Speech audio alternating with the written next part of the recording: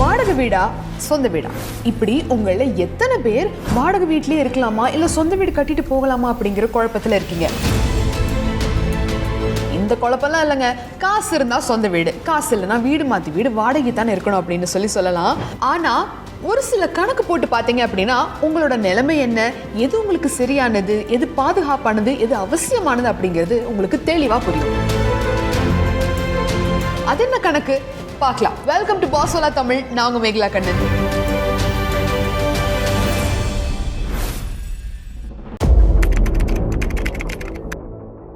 வீடு அப்படிங்கிறது நம்ம இந்தியன் ஹவுஸ் ஹோல்டுக்கு வந்து கோவில் மாதிரி. அதாவது ஒரு வாடகை வீட்டில் இருக்கோம் அப்படின்னா நம்மளால சுதந்திரமா எந்த விதமான ஒரு பிடிச்ச விஷயத்தையும் நம்மளால பண்ண முடியாது. அதே மாதிரி இப்போ ஒரு ஆணி அடிக்கணும் அப்படின்னா கூட ஓனரை கேட்டு தான் பண்ணணும், இது நம்ம வீடு கிடையாது அப்படிங்கிற மாதிரியான ரெஸ்ட்ரிக்ஷன்ஸ் இருந்துட்டு இருக்கு. இதை தாண்டினும் நிறைய ரெஸ்ட்ரிக்ஷன்ஸ் இருக்கு. அதனால ஒரு சொந்த வீடு வேணும் அப்படிங்கிறது எல்லாத்தோட கனவும் கூட தான். ஸோ அந்த வகையில எது பெட்டர், எது கரெக்டா இருக்கும் அப்படிங்கிறதுக்கு ஒரு லாஜிக்கல் கன்க்ளூஷனுக்கு வரலாமே.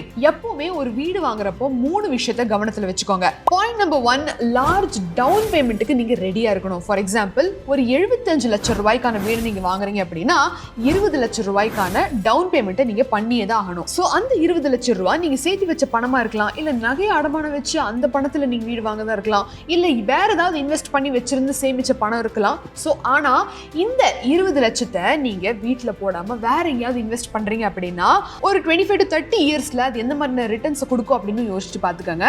அட் த சேம் டைம் நீங்க ஃபைனான்ஷியலி ஸ்டேபிளா இல்ல அப்படிங்கிற பட்சத்துல இது எந்த மாதிரியான விளைவுல கொடுக்கும் அப்படிங்கறதையும் நீங்க யோசிச்சு பாத்துக்கணும். பாயிண்ட் நம்பர் 2, லோனை வந்து வாடகை கட்டுற மாதிரி நான் லோனை கட்டினா இந்த வீடாவது எனக்கு சொந்தமாயிரும் அப்படின்னு நினைச்சுக்கிறேன். அந்த ஒரு தாட். உதாரணத்துக்கு ஒரு வீடு வாங்குறீங்க அப்படின்னா 20% டவுன் பேமெண்ட் பண்ணிட்டு மீதி 80% நான் வந்து லோனா மாசம் மாசம் நான் வட்டியெல்லாம் கட்டிக்கிறேன் அப்படின்னு சொல்லி கமிட் ஆகுறீங்க அப்படின்னா அந்த வீடு நீங்க இந்த பேங்க் லோன் ஃபுல்லா கம்ப்ளீட் பண்ணாத வரைக்கும் உங்களுக்கு சொந்தம் கிடையாது, ஒன்றும் கிடையாது. இப்போ வந்து பேங்க்குக்கு நீங்க வாடகை கொடுக்குற மாதிரின்னு வச்சுக்கலாமே. ஆனா ஒரு நாளத்தை போல எல்லா நாளும் இருக்குமா? ஒரு மாசம் இந்த மாதிரி வியாபாரம் ஆகுது, இந்த மாதிரி சம்பளம் வருது அப்படின்னா எல்லா மாசமும் அந்த மாதிரி இருக்குமா? இது வந்து 1 வருஷம் 2 வருஷம் கதை கிடையாது. 20 to 30 வருஷத்துக்கான லோனை நீங்க பே பண்ண வேண்டி இருக்கும். ஸோ இதுக்கு நீங்க தயாரா அப்படிங்கறத யோசிச்சுக்கோங்க. 3வதா, மெயின்டெனன்ஸ் காஸ்ட். சொந்த வீடு வாங்கியாச்சு அப்படின்னா எந்த செலவும் இல்லை, தாராளமா நான் வந்து ஆஹான்னு மாசம் எந்த வாடகையும் கட்டாங்க ஜம்முன்னு இருந்துக்கலாம் அப்படின்னு சொல்லி நீங்க யோசிக்கலாம். ஆனா கண்ணுக்கு தெரியாத நீங்க உணராத சில செலவுகள் வர வாய்ப்பு இருக்கு. வாய்ப்பு என்ன? கண்டிப்பா இருந்துகிட்டே தான் இருக்கு. என்னன்னா அது அந்த மெயின்டெனன்ஸ் காஸ்ட்.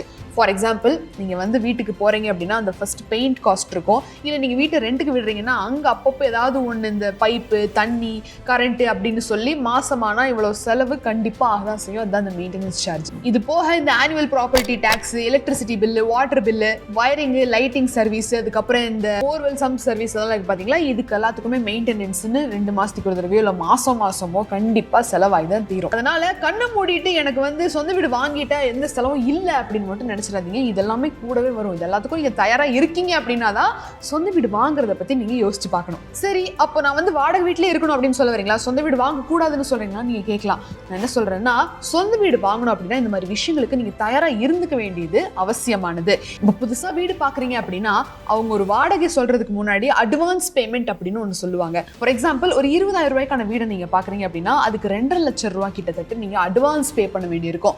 பெங்களூர் மாதிரியான சிட்டிஸ்க்கெல்லாம் வந்துட்டீங்க அப்படின்னா அட்வான்ஸ் பண்ணாம உங்களுக்கு வீடே கிடையாது.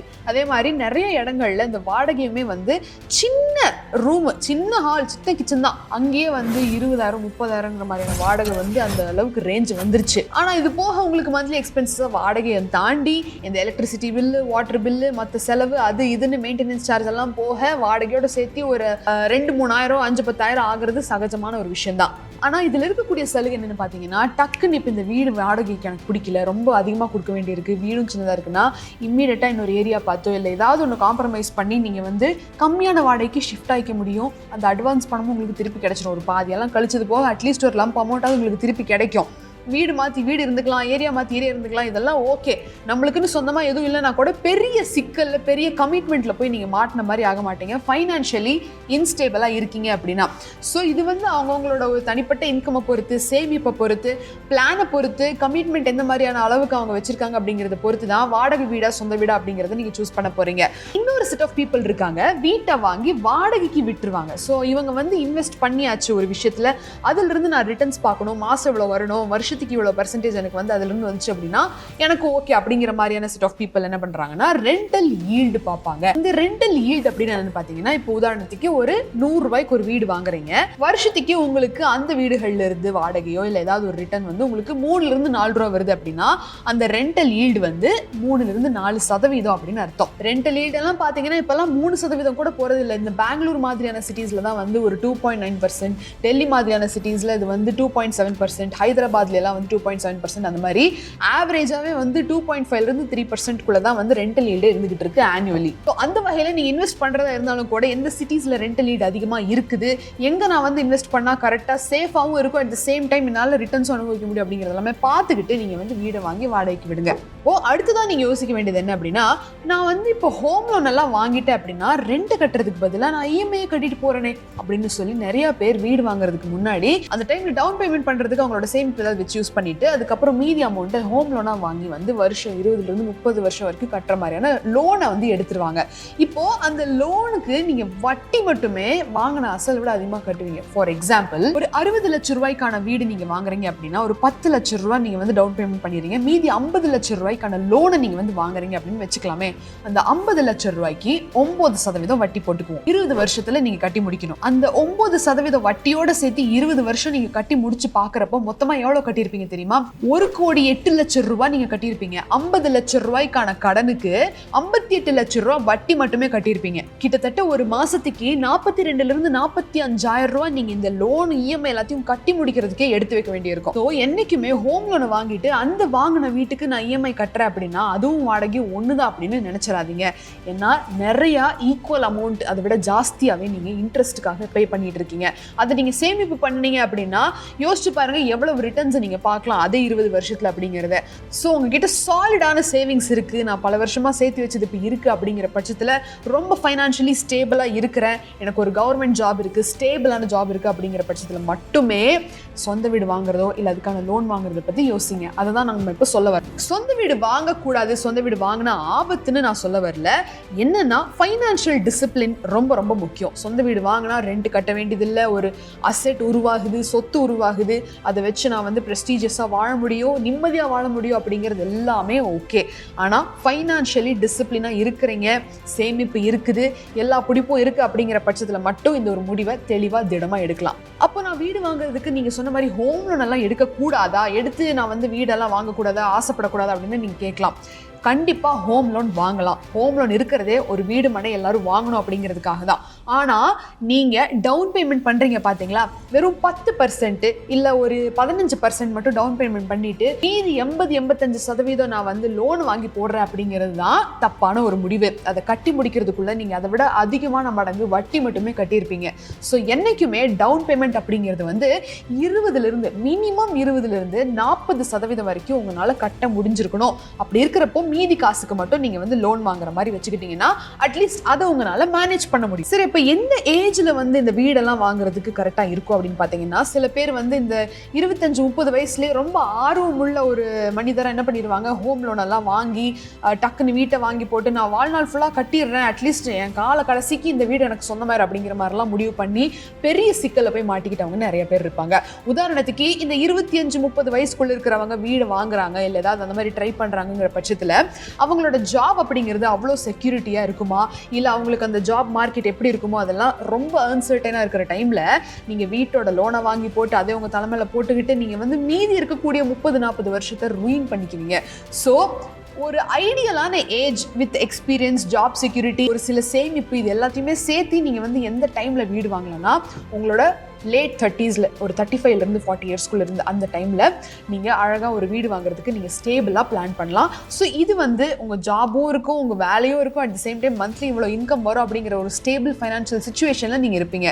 ஸோ இது வந்து ஒரு ஐடியலான ஒரு ஏஜா இருக்கும். இது எல்லாத்தோட முக்கியமா இந்த ஒரு ரூல் உங்களுக்கு ரொம்ப ரொம்ப அவசியமானது.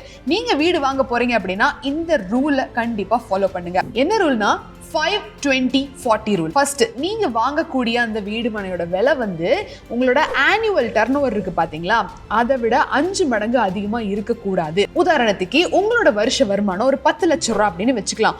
நீங்க வாங்கக்கூடிய வீடு வந்து 50 லட்சம் ரூபாய்க்கு மேல இருக்கு அப்படின்னா கொஞ்சம் யோசிச்சு இன்னும் அதிகமா ப்ரிப்பேர் பண்ணிட்டு முடிவெடுக்கணும். அதே மாதிரி அந்த 20, நீங்க ஒருவேளை ஹோம் லோன் எடுக்கிறீங்க அப்படின்னா அந்த டென்யூர் வந்து 20 வருஷத்துக்கு மேல எக்ஸீட் ஆகவே கூடாது. கடைசியா அந்த 40, நீங்க மாசம் சம்பாதிக்கிற அந்த சம்பளத்துல 40% மேல உங்களோட இஎம்ஐ இருக்க கூடாது அப்படிங்கிறது தான் இந்த 40. இந்த 5-20-40 ரூல்ல நீங்க கரெக்டா செட் ஆகுறீங்க, இது உங்களுக்கு ஒத்து போகுது அப்படிங்கிற பட்சத்துல மட்டும் சொந்த வீடு வாங்குறத பத்தி தெளிவா யோசிங்க. ஏன்னா நிறைய பேர் நீங்களே பார்த்திருப்பீங்க, உறவினர்களாகட்டும் நண்பர்களாகட்டும் இல்ல பக்கத்துல சொந்தக்காரங்க யாராவது அப்படின்னா கூட சொந்த வீடு பேருக்கு மட்டும்தான் இருக்கும், ஆனா தலைக்கு மேல பல கோடி ரூபாய்க்கான கடனை வச்சிருப்பாங்க. அது போக வட்டி, அது போக எல்லாத்தையும் கட்டி முடிக்கணும் அப்படிங்கிற அந்த ஒரு ப்ரெஷர்ல நிறைய பேர் பயங்கரமான ஒரு சிக்கலை போய் மாட்டிக்கிறாங்க.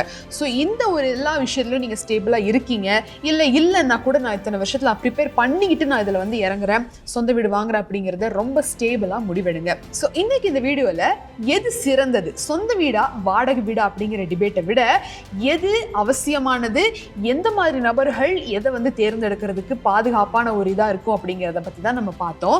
இது வந்து ஒரு காமன் அட்வைஸ் தான், ஆனா நிறைய பேருக்கு இந்த ஒரு விஷயம் தெரியாம கூட நிறைய இமோஷனல் ப்ரெஷர்ல, அந்த சோஷியல் ப்ரெஷர்ல உறவினர்கள் கேட்குறாங்க கல்யாணம் பண்ணணும், குழந்தை குட்டிங்க ஆயிடுச்சு அப்படின்னு சொல்லி அந்த ப்ரெஷர்ல பெரிய சிக்கலை போய் மாட்டிக்கிறதுக்கு இந்த கண்ணை மூடிட்டு இறங்கிடுறாங்க. ஸோ அந்த மாதிரி நபர்களுக்கு இந்த ஒரு வீடியோ ஒரு சின்ன ஐ ஓப்பனிங் செஷனா இருந்திருக்கும் அப்படின்னு நான் நம்புறேன். இந்த மாதிரி நிறைய விஷயங்களுக்கு நம்ம பாஸலா தமிழை சப்ஸ்கிரைப் பண்ணிக்கோங்க. வீடு வாங்குறது மட்டும் இல்ல, ஒரு மனுஷனுக்கு தொழில் பண்ணணும் அப்படிங்கிறதும் மிகப்பெரிய கனவா தான் இருக்கு. அந்த வகையில நிறைய ஆலோசனைகளை பெறுறது ரொம்ப ரொம்ப அவசியம். யார்கிட்ட ஆலோசனை பெறுறது? அனுபவசாலிகளோட தான் நீங்க பேசி ஆகணும். அதுக்கு நம்ம பாஸல் அப்ளிகேஷன்ல இருக்கிற அந்த ஒரு எக்ஸ்பர்ட் கனெக்ட் ஆப்ஷன் மூலமா நீங்க பயங்கர திறமசாலிகளோடையும் அனுபவசாலிகளோடும் பேசி ஆலோசனை பெற முடியும். வருஷம் வெறும் 999 ரூபாய்க்கு 500க்கும் மேற்பட்ட கோர்சஸ் 6 மொழியில எங்கிருந்து வேணாலும் நீங்க கத்துக்கலாம். ஸோ டக்குன்னு பாஸல் ஆப்பை டவுன்லோட் பண்ணுங்க. மீண்டும் ஒரு சுவாரஸ்யமான பகுதியில் நான் உங்களை வந்து சந்திக்கிறேன். Until then, it's Meghala Kannan signing off. நன்றி, வணக்கம். Bosswala. Be the boss.